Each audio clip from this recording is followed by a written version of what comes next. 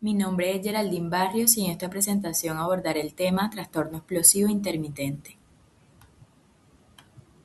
Este trastorno se caracteriza por la presencia de arrebatos recurrentes de agresividad impulsiva, que pueden ser verbales, ya sean gritos, insultos o amenazas, o físicos, ya sea agresión hacia personas, animales u objetos.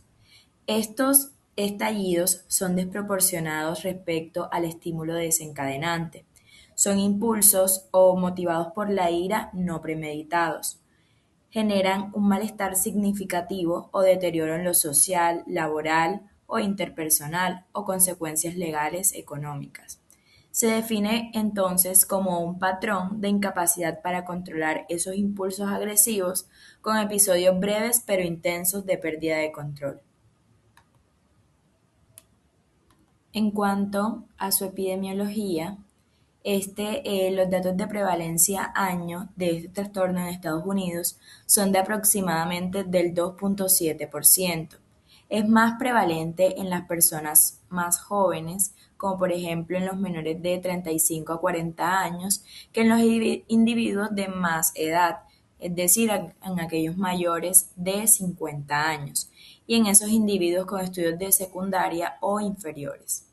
Algunos estudios muestran una mayor prevalencia en hombres, aunque no es consistente, y hay una menor prevalencia reportada en algunas regiones, como Asia, Oriente Medio, posiblemente por diferencias culturales o de reporte. En cuanto a los criterios diagnósticos mencionados por el DSM-5, tenemos A de arrebatos recurrentes en el comportamiento que reflejan una falta de control de los impulsos de agresividad manifestada por una de las siguientes. Primero, agresión verbal, por ejemplo, berrinches, disputas verbales o peleas, o agresión física contra la propiedad, los animales u otros individuos, en promedio 2 veces por semana durante un periodo de 3 meses. La agresión física no provoca daños ni destrucción de la propiedad ni provoca lesiones físicas a los animales ni a otros individuos. 2. Tres arrebatos en el comportamiento que provoquen daños o destrucción de la propiedad o agresión física con lesiones a animales u otros individuos sucedidas en los últimos 12 meses. B. La magnitud de la agresividad expresada durante los arrebatos recurrentes es bastante desproporcionada con respecto a la provocación o cualquier factor estresante psicosocial desencadenante. C. Los arrebatos agresivos recurrentes no son premeditados, es decir, estos son impulsivos o provocados por la ira. Tampoco persiguen ningún objetivo tangible, por ejemplo el dinero, el poder o intimidación. D. Los arrebatos agresivos recurrentes provocan un marcado malestar en el individuo, alteran su rendimiento laboral o sus relaciones interpersonales, o tienen consecuencias económicas o legales. E. El individuo tiene una edad cronológica de 6 años por lo menos o un grado de desarrollo equivalente. Y F. Los arrebatos agresivos recurrentes no se explican mejor por otro trastorno mental, por ejemplo, el trastorno depresivo mayor, trastorno bipolar, trastorno de desregulación disruptiva del estado de ánimo, trastorno psicótico, trastorno de la personalidad antisocial o trastorno de la personalidad límite. Ni tampoco se pueden atribuir a una afección médica, por ejemplo, un traumatismo craneoencefálico, ni a los efectos fisiológicos de alguna sustancia, por ejemplo, de la drogadicción o medicación. En los niños de edades comprendidas entre los 6 y 18 años, a un comportamiento agresivo que forme parte de un trastorno de adaptación, no se le debe asignar este diagnóstico. Ahora bien, continuando con las características diagnósticas, se caracterizan por episodios de agresividad impulsiva. Estos arrebatos aparecen de forma repentina, sin aviso previo o con un pródromo muy leve y suelen durar menos de 30 minutos. Generalmente estos ocurren como respuesta a provocaciones pequeñas, muchas veces por parte de personas cercanas como familiares o amigos. Existen dos tipos de episodios. Por un lado están los episodios frecuentes, que ocurren en un promedio de 2 veces por semana durante 3 meses, que estos se van a manifestar como gritos, discusiones, berrinches o peleas, pero sin causar un daño físico ni destrucción de objetos. Por otro lado, están los episodios menos frecuentes pero más graves, que se presentan al menos 3 veces al año. En estos casos, la persona puede romper objetos o agredir físicamente a otras personas o animales. La característica principal de este trastorno es la falta de control sobre los impulsos agresivos, ya que la relación es exagerada, eh, esa reacción que provoca en comparación con la situación que la provoca. Además, estos episodios son impulsivos y basados en la ira, es decir, que no son planeados ni tienen un objetivo específico. Este trastorno lo que hace es generar un impacto en la vida de esa persona, causando malestar y afectando su funcionamiento social, familiar o laboral. Entonces, para hacer el diagnóstico es importante tener en cuenta algunos criterios, y es que no debe diagnosticarse en los niños menores de 6 años y tampoco se debe diagnosticar si los síntomas se explican mejor por otros trastornos mentales, enfermedades médicas o consumo de sustancias, como se los expliqué anteriormente. Además, no se deben confundir con el trastorno de desregulación disruptiva del estado de ánimo. Y se menciona también que en los niños y adolescentes no se diagnostica si estos episodios ocurren en el contexto de un trastorno de adaptación. En cuanto a su desarrollo y curso, el inicio del comportamiento agresivo-impulsivo, problemático y recurrente es más frecuente en la infancia tardía o la adolescencia y raramente se da por primera vez después de los 40 años. Las principales características de este trastorno son típicamente persistentes y continúan durante muchos años. El curso puede ser episódico, con periodos recurrentes de arrebatos agresivos impulsivos. El trastorno explosivo intermitente parece seguir un curso crónico y persiste durante muchos años. Este también puede ser bastante frecuente más allá de la presencia o ausencia del trastorno por déficit de atención, hiperactividad o de los trastornos disruptivos, del control de los impulsos y de la conducta. Tenemos también los factores de riesgo y pronósticos. Los factores de riesgo ambientales, los individuos con antecedentes de trauma emocional y físico durante las 2 primeras décadas de vida tienen un mayor riesgo de presentar el trastorno explosivo intermitente. En cuanto a los factores genéticos y fisiológicos, los familiares de primer grado de los individuos con este trastorno tienen un mayor riesgo de presentar dicho trastorno explosivo intermitente, y los estudios de gemelos han demostrado una influencia genética sustancial en la agresión impulsiva.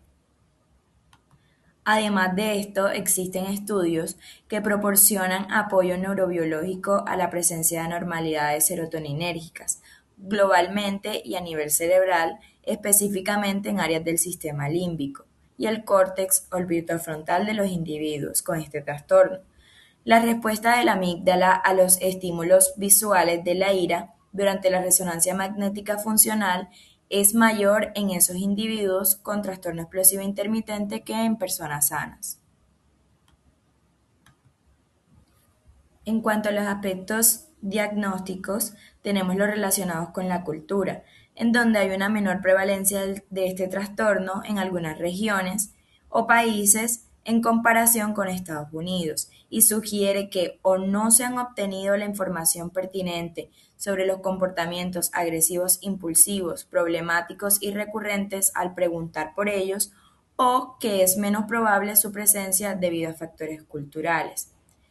Y a los aspectos diagnósticos relacionados con el género, en algunos estudios, como se los mencionaba anteriormente, la prevalencia es mayor en hombres que en mujeres, pero otros estudios no han encontrado diferencias de género.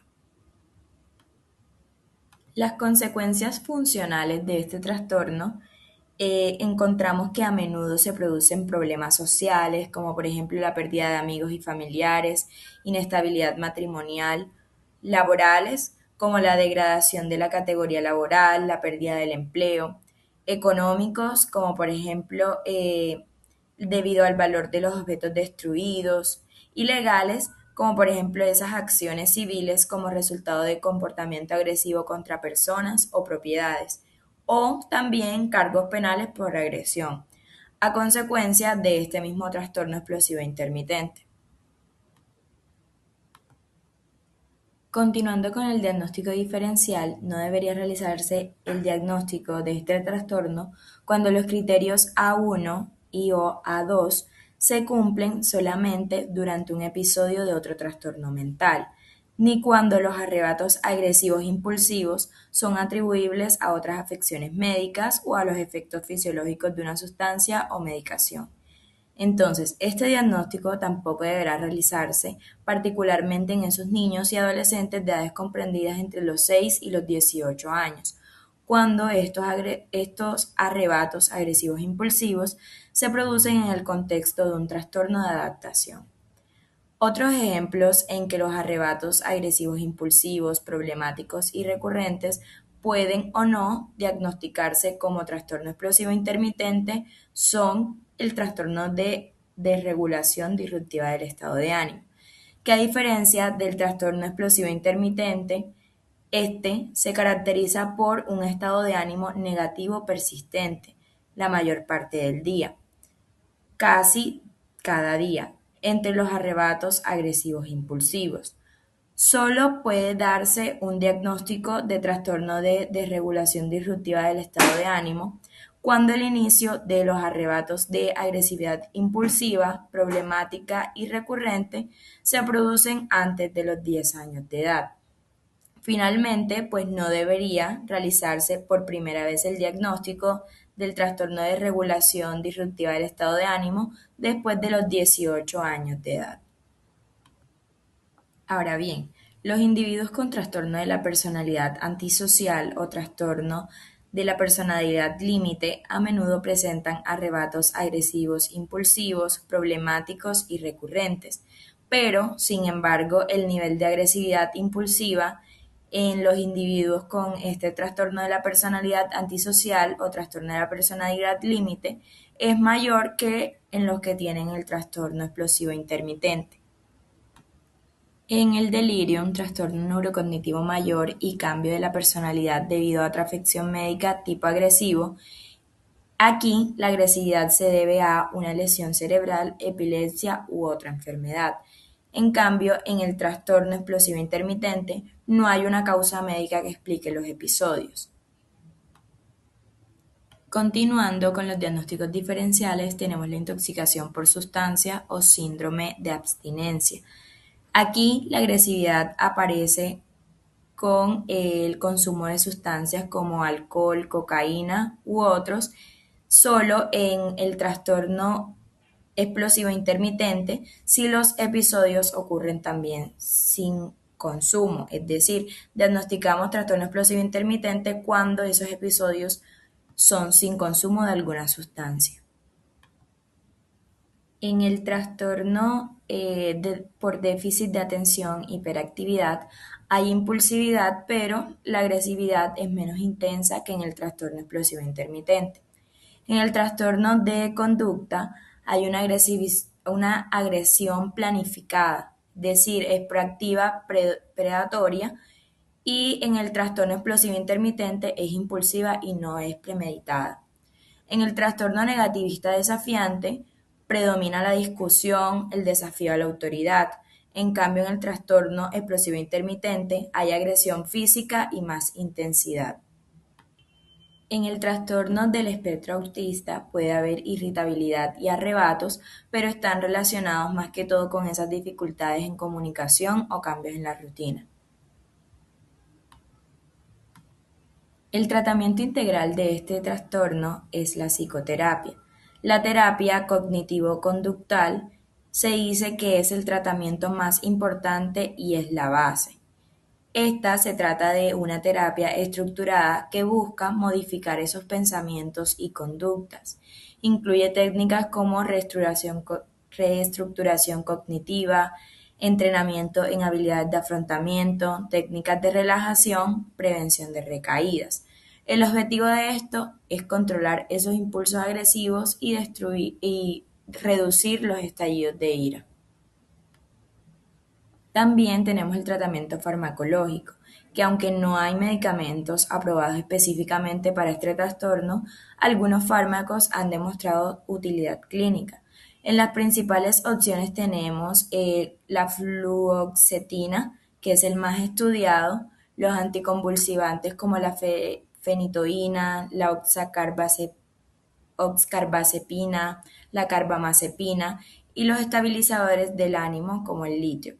Estos medicamentos lo que hacen es ayudar a aumentar el umbral para la agresión, disminuyendo la frecuencia e intensidad de los episodios. Es importante realizar el tratamiento combinado, es decir, psicoterapia más farmacoterapia, ya que este enfoque nos permite un mejor control de los síntomas y un abordaje más completo del trastorno. El manejo de las comorbilidades es clave en este enfoque integral. Frecuentemente se asocia con trastornos depresivos, de ansiedad y por consumo de sustancias. Además, los individuos con trastorno de la personalidad antisocial o trastorno de la personalidad límite y esos individuos con antecedentes de trastorno con comportamientos disruptivos, como por ejemplo trastorno de conducta, TDAH, trastorno negativista desafiante, estos tienen un mayor riesgo de presentar un trastorno explosivo intermitente comórbido.